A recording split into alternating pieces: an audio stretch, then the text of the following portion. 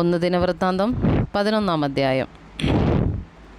അനന്തരം ഇസ്രായേൽ എല്ലാം ഹെബ്രോനിൽ ദാവീദിൻ്റെ അടുക്കൽ ഒന്നിച്ചുകൂടി പറഞ്ഞത്, ഞങ്ങൾ നിൻ്റെ അസ്ഥിയും മാംസവുമല്ലോ. മുമ്പേ ശൗൽ രാജാവായിരുന്ന കാലത്തും നീയായിരുന്നു നായകനായി ഇസ്രായേലിനെ നടത്തിയത്. നീ എൻ്റെ ജനമായ ഇസ്രായേലിനെ മേയ്ക്കുകയും എൻ്റെ ജനമായ ഇസ്രായേലിന് പ്രഭുവായിരിക്കുകയും ചെയ്യുമെന്ന് നിൻ്റെ ദൈവമായ യഹോവ നിന്നോട് അരുളി ചെയ്തിട്ടുമുണ്ട്. ഇങ്ങനെ ഇസ്രായേൽ മൂപ്പന്മാരൊക്കെയും ഹെബ്രോനിൽ രാജാവിൻ്റെ അടുക്കൽ വന്നു. ദാവീദ് ഹെബ്രോനിൽ വെച്ച് യഹോവയുടെ സന്നിധിയിൽ അവരോട് ഉടമ്പടി ചെയ്തു. ശമൂവേൽ മുഖാന്തരം യഹോവ അരുളി ചെയ്തതുപോലെ അവർ ദാവീദിനെ ഇസ്രായേലിന് രാജാവായിട്ട് അഭിഷേകം ചെയ്തു. പിന്നെ ദാവീദും എല്ലാ ഇസ്രായേലും യെബൂസ് എന്ന യെരൂശലേമിലേക്ക് ചെന്നു. അവിടെ ദേശനിവാസികളായ യെബൂസ്യർ ഉണ്ടായിരുന്നു. യെബൂസ് നിവാസികൾ ദാവീദിനോട്, നീ ഇവിടെ കടക്കയില്ല എന്ന് പറഞ്ഞു. എങ്കിലും ദാവീദ് സിയോൻ കോട്ട പിടിച്ചു. അതാകുന്നു ദാവീദിൻ്റെ നഗരം. എന്നാൽ ദാവീദ് ആരെങ്കിലും യെബൂസ്യരെ ആദ്യം തോൽപ്പിച്ചാൽ അവൻ തലവനും സേനാധിപതിയുമായിരിക്കുമെന്ന് പറഞ്ഞു.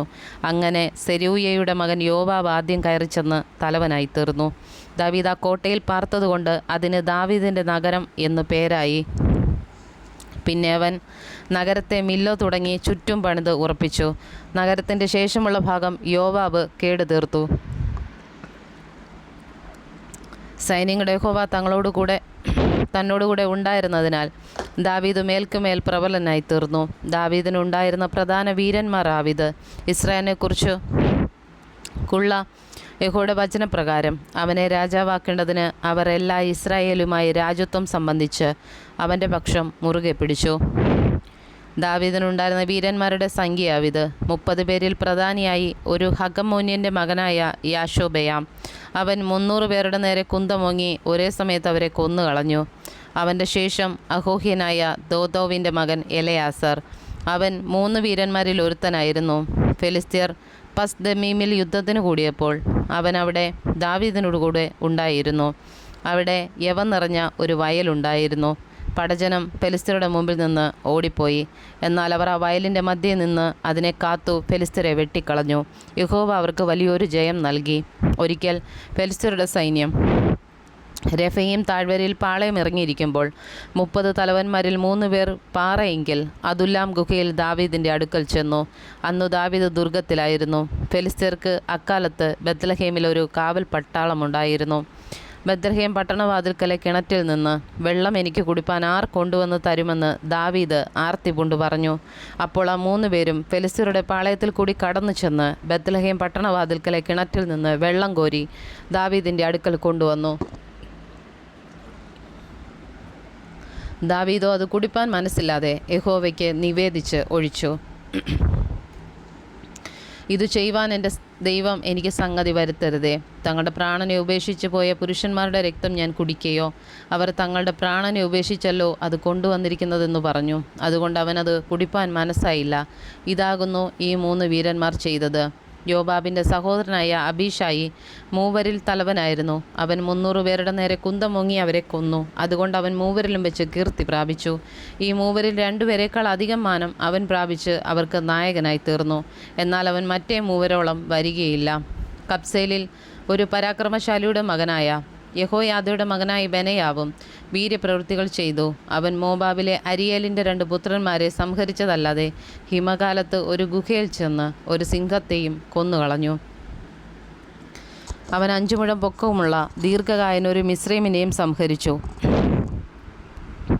ആ മിസ്രൈമിൻ്റെ കയ്യിൽ നെയ്ത്തുകാരൻ്റെ പടപ്പുതടി പോലെ ഒരു കുന്തമുണ്ടായിരുന്നു. ഇവനോ ഒരു വടിയും കൊണ്ട് അവൻ്റെ അടുക്കൽ ചെന്ന് മിസ്രൈമിൻ്റെ കയ്യിൽ നിന്ന് കുന്തം പിടിച്ചു പറിച്ച് കുന്തം കൊണ്ട് അവനെ കൊന്നുകളഞ്ഞു. ഇവ യഹോയാദയുടെ മകനായ ബെനയാവ് ചെയ്തു. 3 വീരന്മാരിലും വെച്ച് കീർത്തി പ്രാപിച്ചു. അവൻ 30 പേരിലും മാനമേറിയവനായിരുന്നു. എങ്കിലും മറ്റേ മൂവരോളം വരികയില്ല. ദാവീദ് അവനെ അകമ്പടി നായകനാക്കി.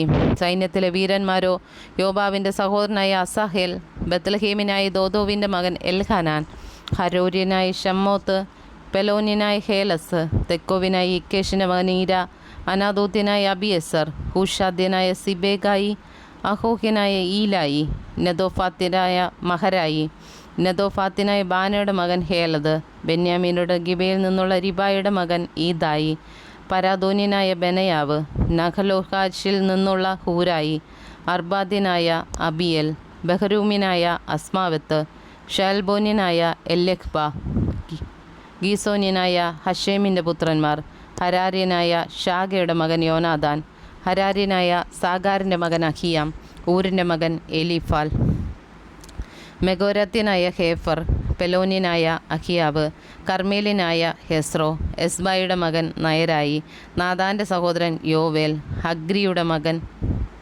മിബ്ഹാർ, അമോന്യനായ സേലക്ക്, സെരൂയുടെ മകനായ യോബാവിൻ്റെ ആയുധവാഹകനായ ബെരാത്യൻ നഹറായി, ഇത്രിയനായ ഈര, ഇത്രിയനായ ഗാരേബ്, ഹിത്യനായ ഊരിയാവ്, അഹ്ലായുടെ മകൻ സ്ഥാബാദ്, രൂബേന്യരുടെ സേനാപതിയും 30 പേർ അകമ്പടിയുള്ളവനുമായി രൂബേന്യനായ ഷീസയുടെ മകൻ അദീന, മയകയുടെ മകൻ ഹാനാൻ, മിദ്യനായ യോഷാഫാത്ത്, അസ്തരാത്യനായ ഉസിയാവ്, അരോവേര്യനായ ഹോദാമിൻ്റെ പുത്രന്മാരായ ഷാമ, യെയിയേൽ, ഷിമ്രുടെ മകനായ എദിയേൽ, തീസിനായ അവൻ്റെ സഹോദരനായ യോഹ, മഹാബിനായ എലിയേൽ, എൽനാമിൻ്റെ പുത്രന്മാരായ മെരിയമായി, യോശബ്യാവ്, മോബാബ്യൻ ഇദ്മ, എലിയേൽ, ഓബേദ്, മെസോബ്യനായ യാസിയേൽ എന്നിവർ തന്നെ.